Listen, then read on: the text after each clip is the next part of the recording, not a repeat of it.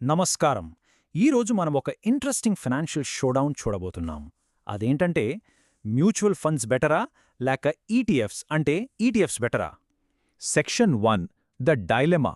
Mutual ఫండ్సా లేక ఈటీఎఫ్లా? అసలిక్కడ సమస్య ఎక్కడొస్తుందంటే, చాలామందికి మార్కెట్లో ఇన్వెస్ట్ చేయాలనే ఆసక్తి ఉంటుంది, కానీ ఎక్కడ స్టార్ట్ చేయాలి అన్న దగ్గరే బ్రేక్ పడిపోతుంది. సో ప్రతి ఇన్వెస్టర్ ముందే నిలబడే ఒక $1 మిలియన్ క్వశ్చన్ ఏంటంటే, మ్యూచువల్ ఫండ్సా లేక ఈటీఎఫ్లా? మన కష్టార్జితాన్ని ఇన్వెస్ట్ చేసేటప్పుడు బ్లైండ్గా కాకుండా ఒక క్లియర్ లాజిక్తో ఈ కాన్సెప్ట్స్ని అర్థం చేసుకోవాలి, అవునా? ఈ ఎక్స్ప్లెయినర్ ఎండింగ్ కల్లా మీకు ఏది కరెక్ట్ అనే దానిపై ఫుల్ క్లారిటీ గ్యారంటీగా వస్తుంది. ఇక రెండో సెక్షన్ డిఫైనింగ్ మ్యూచువల్ ఫండ్స్. మన మొదటి ఆప్షన్ అయిన మ్యూచువల్ ఫండ్స్ గురించి చాలామంది వినే ఉంటారు. కానీ బ్యాక్గ్రౌండ్లో అసలివి ఎలా పనిచేస్తాయి, వాటి బేసిక్ మెకానిజం ఏంటో ఇప్పుడు చూద్దాం. సింపుల్ టర్మ్స్లో చెప్పాలంటే, మ్యూచువల్ ఫండ్ అనేది ఒక పర్ఫెక్ట్ ఇన్వెస్ట్మెంట్ వెహికల్. ఇక్కడ ఇన్వెస్టర్లు డైరెక్ట్గా స్టాక్స్ కొనరు. మన బదులు ఒక ఎక్స్పర్ట్, అంటే ఒక ప్రొఫెషనల్ ఫండ్ మేనేజర్ రంగంలోకి దిగుతారు. మన డబ్బుని తీసుకుని ఏ స్టాక్స్లో పెట్టాలో వాళ్లే డిసైడ్ చేస్తారన్నమాట. మార్కెట్ రీసెర్చ్ చేయడం దగ్గర్నుంచి షేర్లు ఎప్పుడు కొనాలి, ఎప్పుడు అమ్మాలి అనే పూర్తి హెడేక్ ఆ ఫండ్ మేనేజర్దే. మనం జస్ట్ రిలాక్స్ అవ్వొచ్చు. అయితే ఇక్కడ మనం ముఖ్యంగా గమనించాల్సిన ప్రోస్ అండ్ కాన్స్ కొన్నున్నాయి. ఫస్ట్ అడ్వాంటేజ్ సిప్ అంటే ఎస్ఐపి ఆప్షన్. ప్రతి నెలా మన అకౌంట్ నుంచి కొంత అమౌంట్ ఆటోమేటిక్గా కట్ అయి ఇన్వెస్ట్ అవుతుంది. అలాగే మార్కెట్ కండిషన్స్కి తగ్గట్టు ఫండ్ మేనేజర్ పోర్ట్ఫోలియోని యాక్టివ్గా మేనేజ్ చేస్తారు. కానీ ఇక్కడే ఒక చిన్న ట్విస్ట్ ఉంది. మన కోసం ఒక ఎక్స్పర్ట్ పనిచేస్తున్నాడు కదా, దానికి తగ్గట్టే ఎక్స్పెన్స్ రేషియో రూపంలో ఛార్జెస్ కూడా కొంచెం ఎక్కువే ఉంటాయి. అదొకటి మైండ్లో పెట్టుకోవాలి. రైట్, ఇప్పుడు నెక్స్ట్ సెక్షన్కి వెళ్దాం. అదే డిఫైనింగ్ ఈటీఎఫ్స్. మన రెండవ కంటెండర్ ఎక్స్చేంజ్ ట్రేడెడ్ ఫండ్స్. అసలు ఈ ఈటీఎఫ్లు ఎలా పనిచేస్తాయో డీటెయిల్డ్గా చూద్దాం. ఈటీఎఫ్ అంటే అది ఒక ఫండే, కానీ దీని స్టైల్ వేరు. ఇది డైరెక్ట్గా స్టాక్ మార్కెట్లో ఒక నార్మల్ స్టాక్ లాగానే ట్రేడ్ అవుతుంది. అంటే మార్కెట్ ఓపెన్ ఉన్న టైంలో మనం ఎప్పుడైనా సరే బ్రోకర్ యాప్ ఓపెన్ చేసి కొనుక్కోవచ్చు లేదా అమ్మేయొచ్చు. ఫర్ ఎగ్జాంపుల్ నిఫ్టీ బీస్ లేదా గోల్డ్ బీస్ లాంటివి బెస్ట్ ఎగ్జాంపుల్స్గా చెప్పొచ్చు. ఇవి ఫండ్ మేనేజర్ ఇష్టప్రకారం కాకుండా నేరుగా మార్కెట్ ఇండెక్స్ని బ్లైండ్గా ఫాలో అయిపోతుంటాయి. మరి దీని ఫీచర్స్ ఏంటో ఒకసారి విడదీసి చూద్దాం. ఈటీఎఫ్లలో ఒక సూపర్బ్ అడ్వాంటేజ్ ఏంటంటే ఛార్జెస్ చాలా అంటే చాలా తక్కువ. ఎందుకంటే ఇక్కడ ఏ ఫండ్ మేనేజర్ కూర్చుని స్టాక్స్ని యాక్టివ్గా సెలెక్ట్ చెయ్యరు. ఇది జస్ట్ ఒక ప్యాసివ్ ఫండ్ అంతే.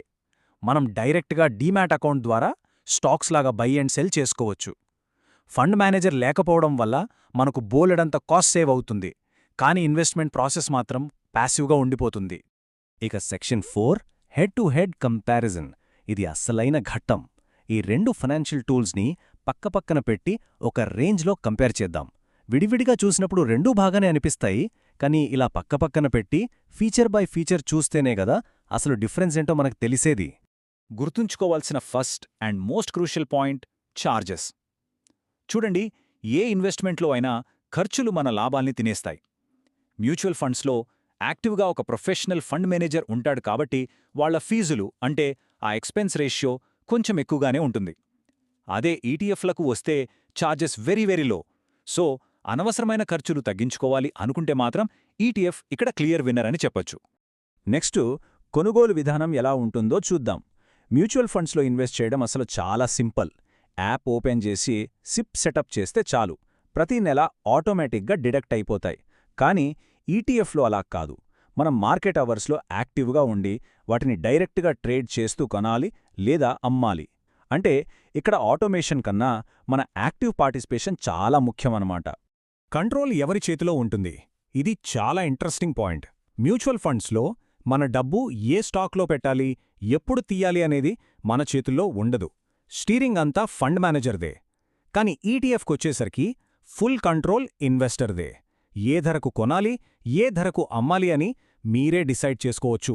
ఎవరికైతే తమ ఇన్వెస్ట్మెంట్పై కంప్లీట్ గ్రిప్ ఉండాలనుకుంటారో వాళ్లకి ఈటీఎఫ్ ఒక బెస్ట్ ఆప్షన్ అనడంలో డౌటే లేదు. సరే, ఇక ఆ రిటర్న్ సంగతి ఏంటో చూద్దాం. లాభాలెలా వస్తాయి? నిజానికి రెండు టూల్స్ ఒకే ఇండెక్స్ని ఫాలో అయితే బేస్ రిటర్న్స్ దాదాపుగా ఒకేలా ఉంటాయి, పెద్ద తేడా ఉండదు. కానీ ఈటీఎఫ్లలో ఎక్స్పెన్స్ రేషియో తక్కువ అని ముందే చెప్పుకున్నాం కదా, సో లాంగ్ టర్మ్లో చూసుకుంటే ఆ తక్కువ ఛార్జెస్ వల్ల వచ్చే కాంపౌండింగ్ ఎఫెక్ట్తో ఓవరాల్ ప్రాఫిట్ ఈటీఎఫ్లలో కొంచెం మెరుగ్గా ఉంటుంది. ఈ చిన్న ఛార్జెస్ సేవింగే లాంగ్ రన్లో పెద్ద అమౌంట్ అవుతుంది. And this brilliantly illustrates the whole picture. ఈ 4 కేటగిరీల అనాలిసిస్ని ఒక్కసారి ఈ టేబుల్లో సమ్మరైజ్ చేద్దాం. చార్జెస్ మ్యూచువల్ ఫండ్స్లో ఎక్కువ, ఈటీఎఫ్లో వెరీ లో. కొనే పద్ధతి మ్యూచువల్ ఫండ్లో సిప్ ఆటోమేషన్, ఈటీఎఫ్లో డైరెక్ట్ ట్రేడింగ్. కంట్రోల్ మ్యూచువల్ ఫండ్స్లో అసలుండదు, ఈటీఎఫ్లో 100% ఉంటుంది. ఇక ఫైనల్గా రిటర్న్స్ మ్యూచువల్ ఫండ్స్తో పోలిస్తే ఈటీఎఫ్లో తక్కువ కాస్ట్ వల్లే ప్రాఫిట్ కాస్త బెటర్గా వస్తుంది. ఓకే, ఇక సెక్షన్ 5 ద ఫైనల్ వర్డెక్ట్. అనాలిసిస్ అంతా చూసాం కదా. ఇప్పుడు ఈ 2 ఫైనాన్షియల్ టూల్స్లో ఏది ఎవరికి కరెక్ట్గా సెట్ అవుతుందన్న దానిపై ఒక ఫైనల్ అండ్ క్లియర్ కన్క్లూషన్కి వచ్చేద్దాం. ఇన్వెస్టర్ ప్రొఫైల్స్ని బట్టి డివైడ్ చేస్తే మార్కెట్కి పూర్తిగా కొత్త అయిన వాళ్ళు లేదా రోజూ మార్కెట్ని చూస్తూ కూర్చోలేని బిజీ పీపుల్ ఎవరైనా సరే మీకు mutual funds correct. Automatic save me టైంని సేవ్ చేస్తుంది.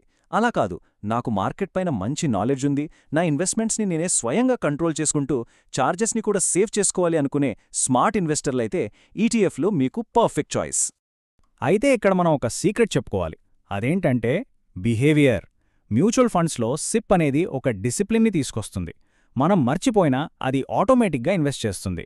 కానీ ఈటీఎఫ్లలో ప్రాబ్లం ఏంటంటే ఫస్ట్లో ఉత్సాహంగా కొంటారు, ఆ తర్వాత ఎవరు దాన్ని ట్రాక్ చేయరు, మర్చిపోతారు.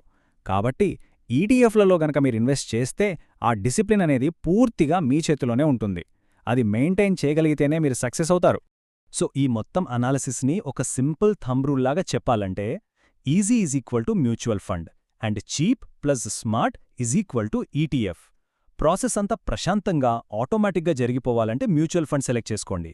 లేదు, తక్కువ ఖర్చుతో స్మార్ట్గా మీరే హ్యాండిల్ చేయగలిగితే ఈటీఎఫ్కి వెళ్ళండి. అంతిమంగా మీ ఆర్థిక లక్ష్యాలు మరియు మీరు కేటాయించగల సమయాన్ని బట్టే సరైన సాధనని ఎంచుకోవడం ముఖ్యం. మరి ఈ డీటెయిల్డ్ ఎక్స్ప్లెయినర్ చూశాక మీ ఇన్వెస్ట్మెంట్ స్ట్రాటజీకి ఏ దారి కరెక్ట్ అనిపిస్తుంది? దీర్ఘకాలిక లక్ష్యాల కోసం మ్యూచువల్ ఫండ్స్ రూట్ బెటరా, లేక మీరే కంట్రోల్ తీసుకునే ఈటీఎఫ్ రూట్ బెటరా? మీ థాట్స్ ఏంటో కామెంట్స్లో పంచుకోండి. ఇలాంటి మరిన్ని డీప్ అండ్ క్లియర్ అనాలిసిస్ల కోసం తప్పకుండా సబ్స్క్రైబ్ చేసుకోండి. కీప్ లెర్నింగ్ అండ్ స్మార్ట్గా ఇన్వెస్ట్ చేయండి. Catch you in the next one.